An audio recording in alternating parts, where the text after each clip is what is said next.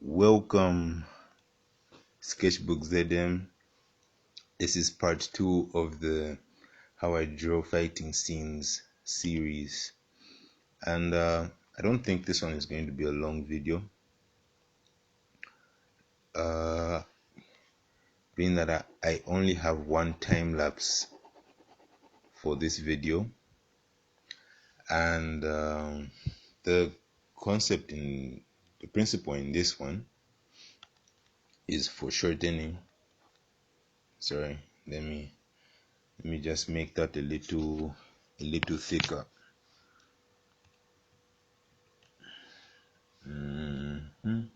Oh, that's too much. Yeah. Huh? Okay. Yeah. The principle is foreshortening, and foreshortening is, how can I put it? In short, it's how an object looks shorter when it's facing directly at you, and bigger as well. So let me draw. I'm trying to think of an object I can use. Let's say like a piece of wood. Yeah. Maybe it looks something like that.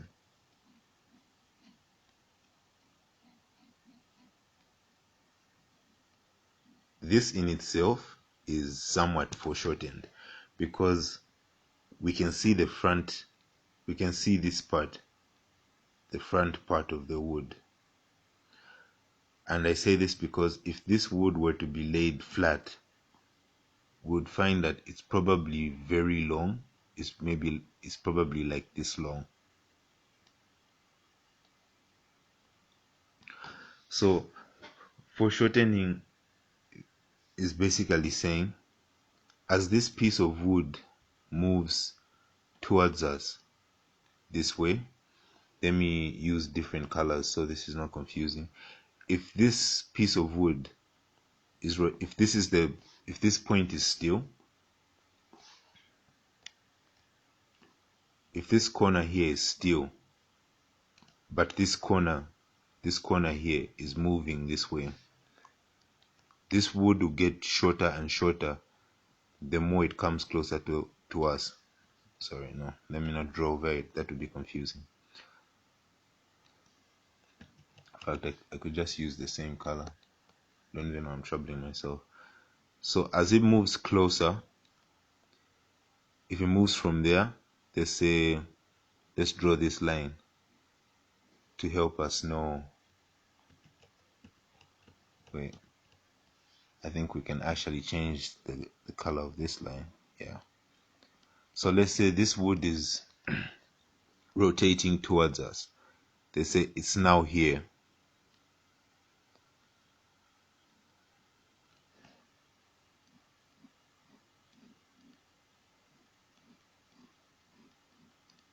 You see that? Because it's rotating towards us. If we're looking at it from straight ahead like this, it's getting shorter.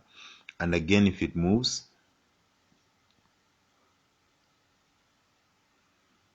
the front part may actually start to look a little bigger because it's getting closer to our eyes. So this time to look maybe something like this.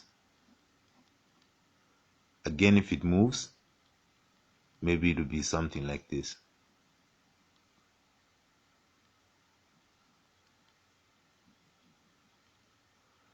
To a point where when we're just looking at it straight on, it'll just basically be a box.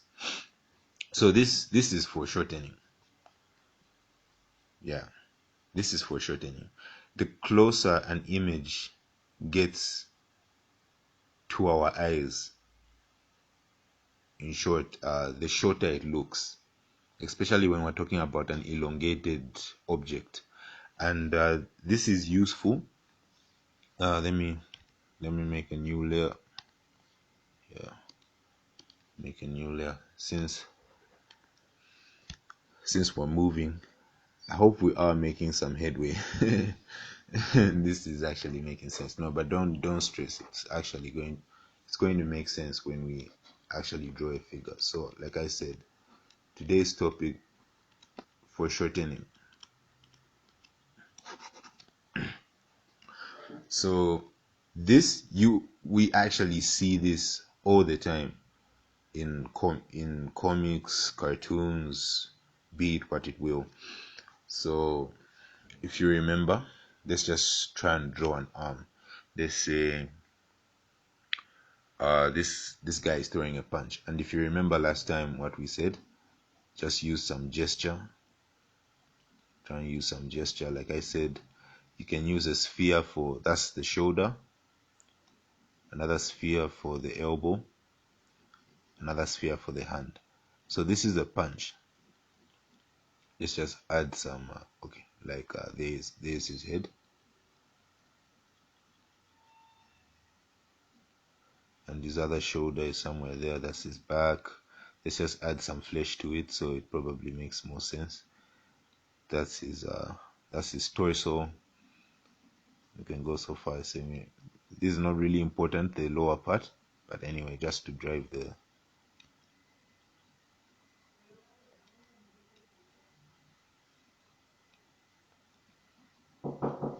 yes, the door is locked. Yes, the door is locked. The door is locked. Who's that, Zangi? I'll come just in a minute, Zangi. I'm a little busy.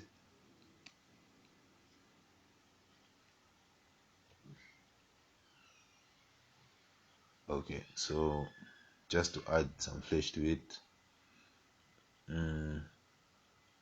this hand is a little too long, but anyway, you know, that's lazy. That's lazy drawing. Let's just draw it properly. So it's probably going to be like this long. This is elbow. Let me just zoom in a little. Yeah. So there's his hand, forearm, his fist. Got a clenched fist. So the same. If this drawing, let's say, this side won't move. If this side is going to be fixed, I'm gonna draw an arrow that may make you think there's some motion. Okay, let's draw that. This dotted line is supposed to mean this is a fixed point. These parts are not moving. This is fixed. It's a fixed point. Same there. Just say FP since snap, that's FR. FP since we now know what we're talking about. And then this line now, this is the line of motion. This is the direction toward this camera. This character is going to be tilting this way to face us because our line of vision, we're seeing him from here. This is our eye. We're seeing him like that. So this is the line of motion. Right? Then so let's draw him again, right? As he turns now, let's say, like we said, you'll be able to see some front part of the fist like that, and then his it's actually going to be shorter than that. His elbow will probably be something like here. His other shoulder will be somewhere like here, and then maybe now his head, we can kind of see the front part of his face now, something like that. So maybe now his arm is like this as he's turning towards us. Sorry, this is too small. Let me resize that. Okay, they say we'll keep this. His shoulder will always be aligned this fixed point. What am I doing? He's been a bad teacher. Then the fist, the front part of the fist to be there. This is the front part of the fist, just so that we're all on the same page. Here you couldn't see it because this is the side view. Then maybe his elbow is now here. We can kind of see the front part of his face now, something like that.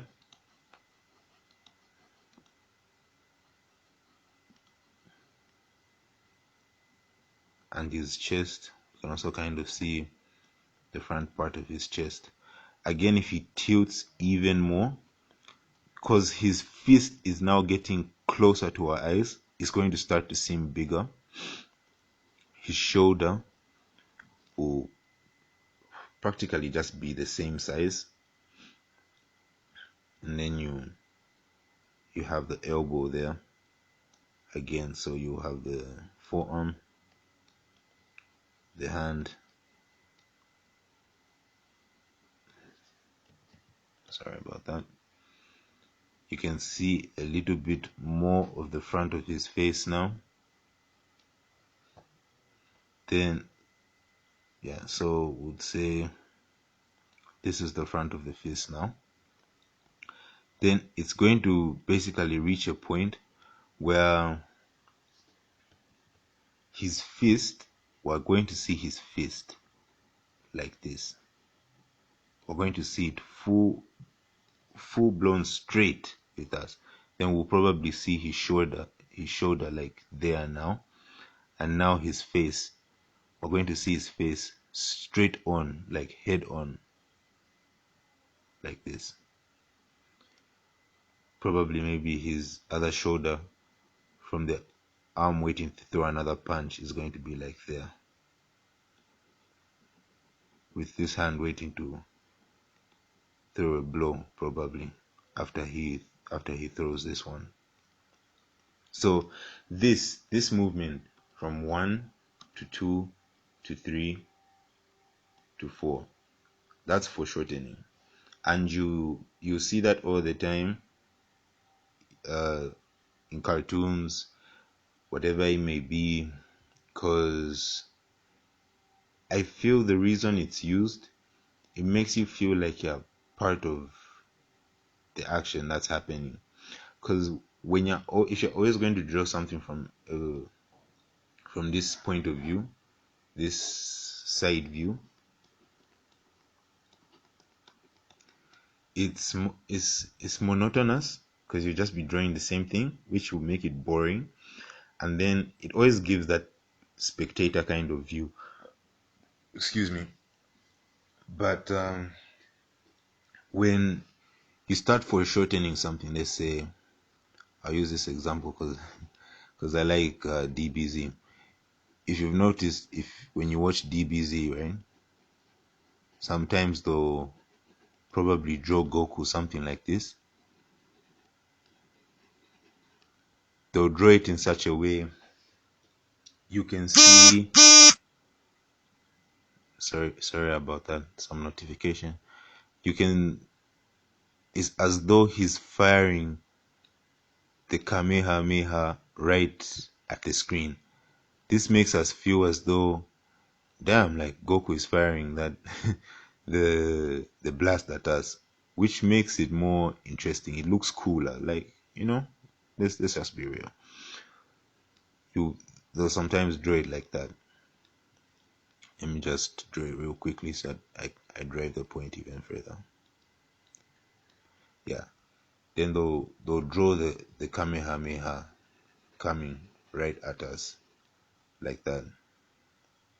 And this right here, the hands, this is foreshortened, because sometimes you probably just see like his bicep a little there, then you see this forearm, maybe just like here you see this forearm maybe passing through the fingers, and you see this other bicep here like that. You see his torso.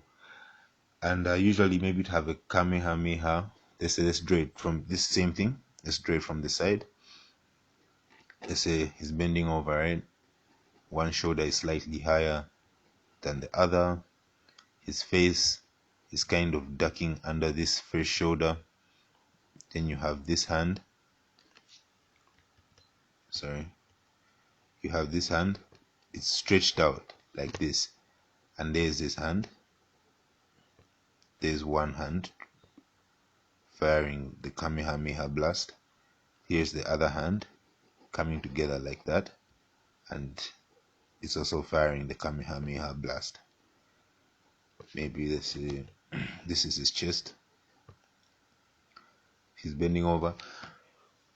For you to, sorry, it's mad hot, so I'm blowing air on myself.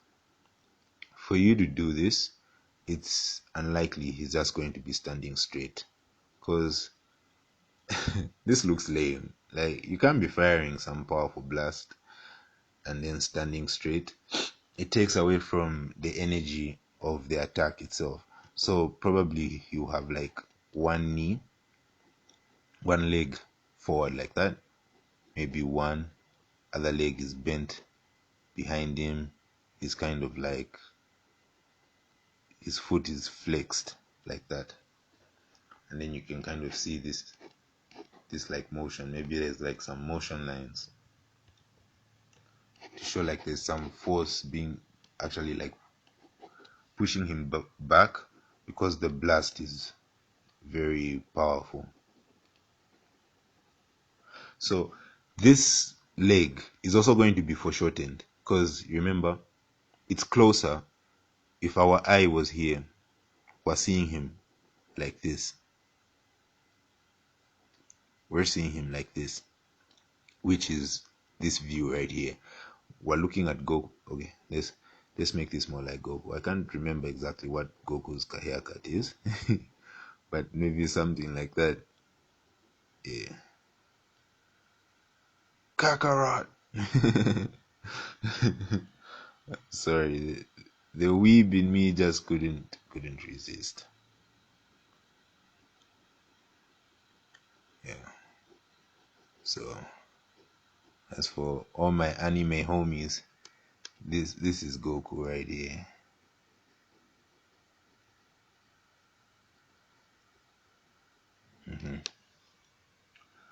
That's Goku. The Ultra Instinct dude. Yeah, so actually recently watched the Jiren episodes. Still watching them. It's pretty cool. So this is foreshortened as well. And remember, like we said, the closer it gets to our eye, because like imagine, had his leg been somewhere here, his knee would look smaller than it would be if it's here, if we're looking at him from in front here. So that might be confusing, but let me just draw it. His knee is going to look big. This knee will look big, bigger than this one that's far away. And this is how you can create the illusion that even if we're looking straight ahead at it, the viewer can be able to tell that this knee is in fact in front of the other knee. And you do this just by drawing this other knee way smaller, because now someone can tell that Goku has his right leg in front of his left leg, because the left leg is smaller. And then the same for the foot. You draw this foot, because this foot is even further in front than the knee. So this foot will probably even look bigger than the knee. And notice something about this. The knee, his foot, looks bigger, way bigger than his head, and it looks as wide as his torso, which probably isn't the case, but it's just because it's so close to our eye, because we're seeing him from straight on. We're seeing him from straight on like this. So his leg is going to look bigger like that. Then the thigh is foreshortened as well, something like that, because this thigh is actually long. If you look at it from here, it's long, but here it looks short, because like I said, we're looking at it straight on. Then this leg Again, just to create how you create the illusion that this leg is in front of that one, you draw it smaller. You draw it probably something like this. And then this part, this calf here, is also going to be foreshortened because it's not straight like this. We're not looking at it straight. It's bent. It's bent like this. So again, for us who are viewing it from this direction, it's going to look small. It's going to be probably something like this. Like if the ground is standing on here is like this far, this calf is going to be something like this. Very short.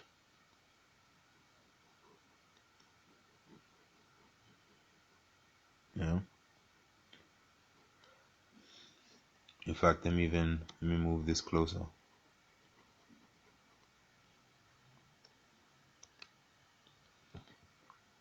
Maybe if the ground is standing on is like here. Sorry, I want to use different colors so this is not confusing.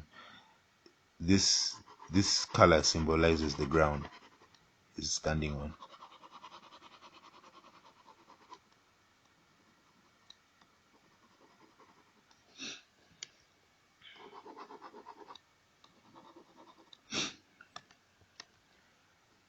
Then like we said, this leg is bent. So the same, because this foot is bent. It's something like this. We're not looking at it in its longest form, but it's bent because he's pressing back on it. So this leg will look short as well. Probably just something like this.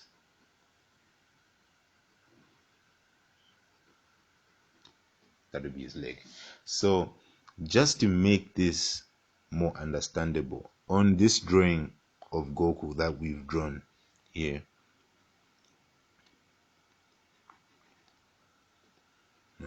just trying just trying to really fill in the Tuma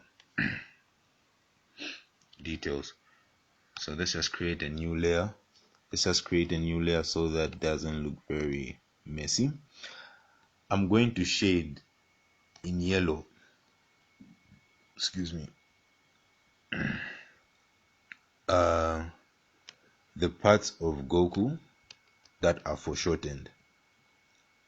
And I'm going to take some time to shade them just to give you that Dora the Explorer experience so that you can visualize it. On his upper body, which parts of Goku would you say are foreshortened? It's obviously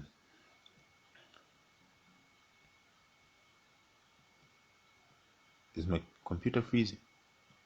Because my computer is for bad manners, even it. Why isn't it responding? Okay. So Goku's bicep is foreshortened.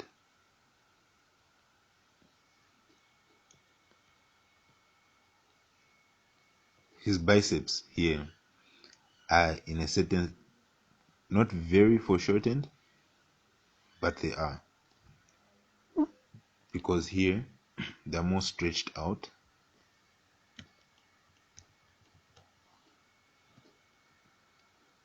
Here they're more stretched out.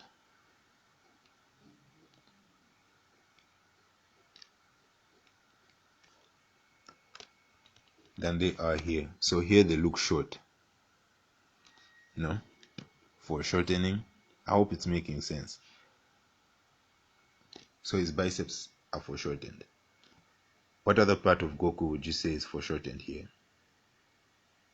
Then let's use a different color, maybe pink. Whatever color this is. Girls, don't shoot me down. Whatever color that is. That's like some purple. It's Melina's suit color. We'll leave it at that.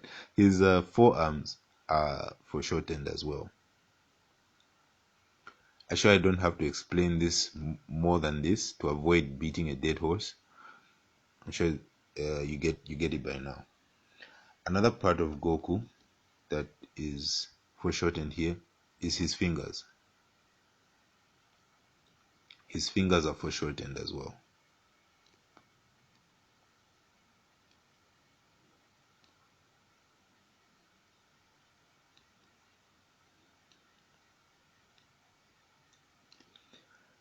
Let's go to his lower body. What parts of Goku do you think are foreshortened here? This leg is foreshortened.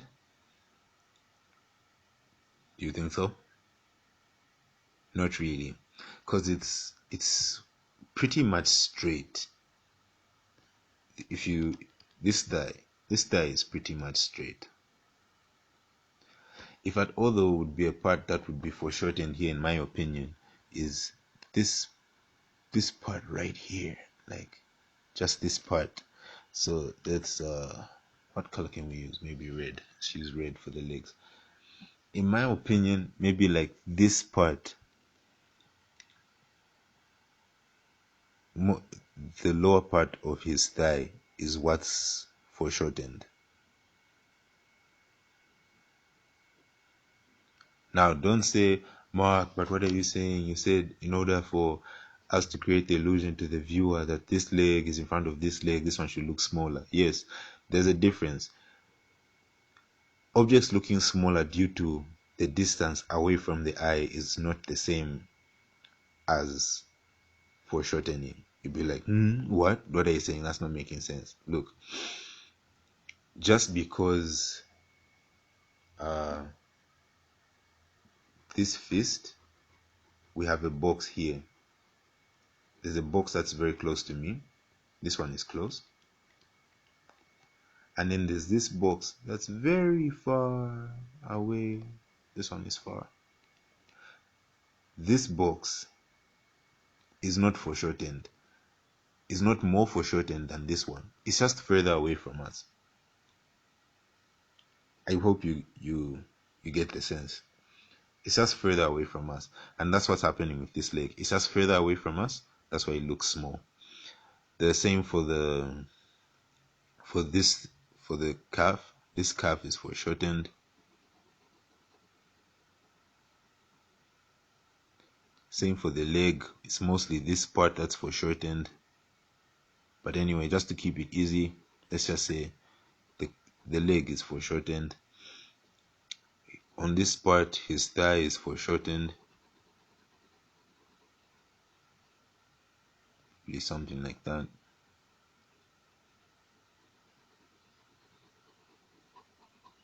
This might be nasty, but I can feel the sweat dripping down the side of my torso because I'm drawing shirtless, so I can really feel it dripping down. Just it's nasty, man. It's been hella hot. Is there any other part of him that's foreshortened? No, not really. Oh, no. I was going to say the leg is foreshortened. Oh no, it is. It actually is because we're looking at it straight on, like here. Here it looks it's longer from the side view, but here we're seeing it from the front, so it actually is. Oh, that's a different color. Eye drop, help me. Thanks. Yeah, this is foreshortened as well. Let's go over it one more time. Is anything else foreshortened here?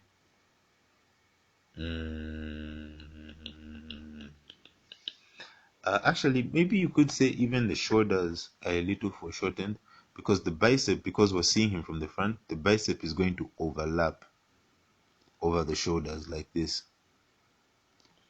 So eye drop, help me again. So the bicep here is actually going to go this far. And then the shoulders are also somewhat foreshortened. What color haven't we used? Whatever color this is.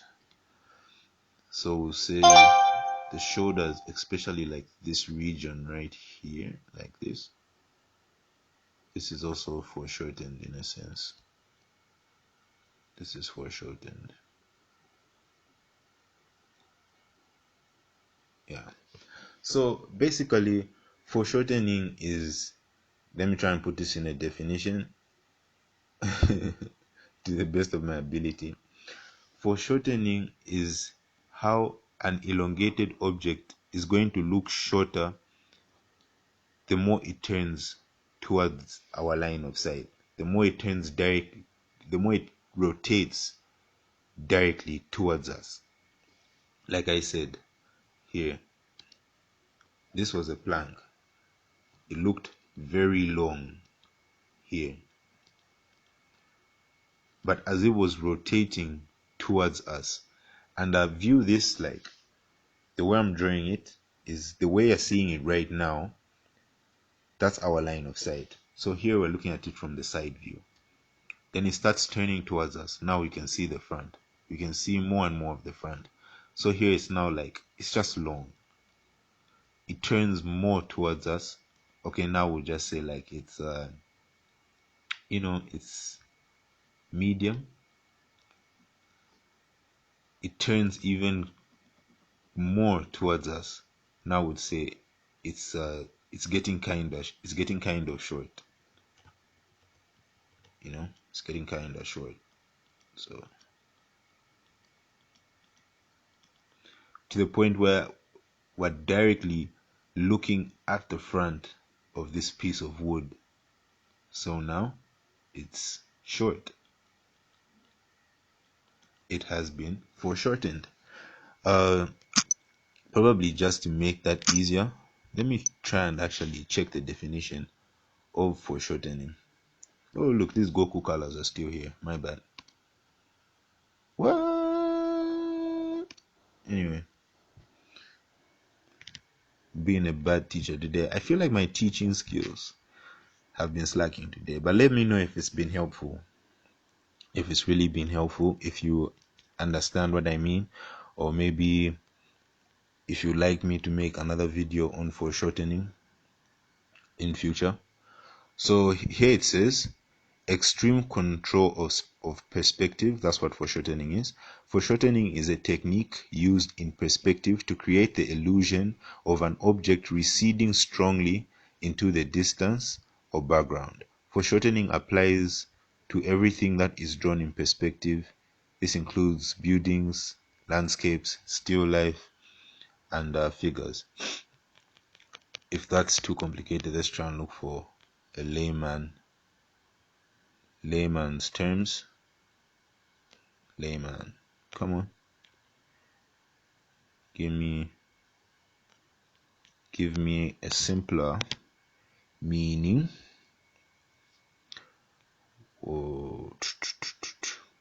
Foreshortening refers to the technique of depicting an object or human body in a picture so as to produce an illusion of projection or extension in space.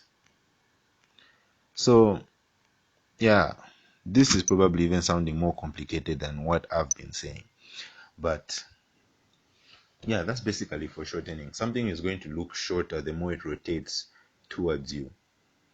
And you can try that with your hand. Go stand in the mirror, then raise your hand towards the mirror. Notice how your hand is going to look bigger than your head, probably bigger than your chest. But in reality, your hand isn't bigger than those parts of the body. It just seems that way because now it's closer to your eyes, and that point will be easier to drive home if you stand in front of the mirror. So thank you for watching. Sketchbook ZM came to you rather with another video for shortening. Yay, those are supposed to be like some to my fireworks. Anyway, for shortening part 2. This is part 2 of the series. If you missed part 1, I said part 1 we learned about gesture. And stick dude. Hey, bruh, my teacher of English should be so disappointed. Stick dude. And part 2, we're here for shortening. Yay!